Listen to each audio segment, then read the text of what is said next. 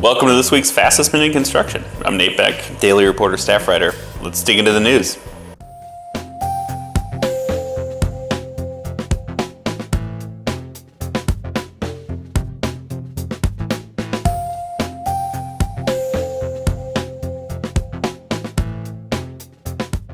Sure, Wisconsin has a new governor, but that's not all Tuesday's election brought.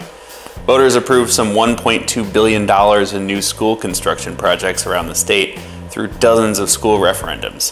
3 spending measures passed at overwhelming rates. Just 2 of 50 construction-related referendums failed to pass on Tuesday. Add Tuesday's results to the $600 million in referendums that passed last spring, and it's likely that voters approved a record $2 billion in new school spending in 2018. All that will probably keep construction companies busy next year, but this tsunami of school referendums isn't without its critics. A prominent state lawmaker has signaled he'd like to put the use of school referendums to a stop. A battle is brewing over the ownership of Waukesha Roadbuilder Payne and Dolan. 2 minority shareholders who are relatives of the company's founder claim that executives at the firm have been trying to force them to sell their stake in the firm for much less than it is worth. A lawsuit claims the road builder is worth millions more than top leadership is saying, and asks a federal judge to appoint a forensic accountant to investigate.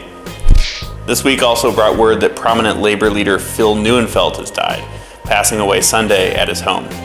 Neuenfeld led the Wisconsin AFL-CIO for 8 years before stepping down in September during the union's biennial convention. He led the union through turbulent waters marked by the repeal of prevailing wage and passage of right to work in Act 10. Lastly, the long-awaited Couture skyscraper in downtown Milwaukee cleared a financing hurdle on Friday and could be nearing groundbreaking. Developer Rick Barrett received word last week that the project had earned preliminary approval from the U.S. Department of Housing and Urban Development. The agency must sign off on one more application before committing to a loan guarantee that would make the project viable. The $122 million project would occupy a site overlooking Lake Michigan and would create hundreds of construction jobs. Local officials also have a lot riding on the project.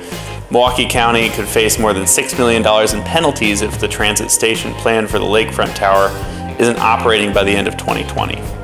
That's it for this week's Punch List. We'll see you next week.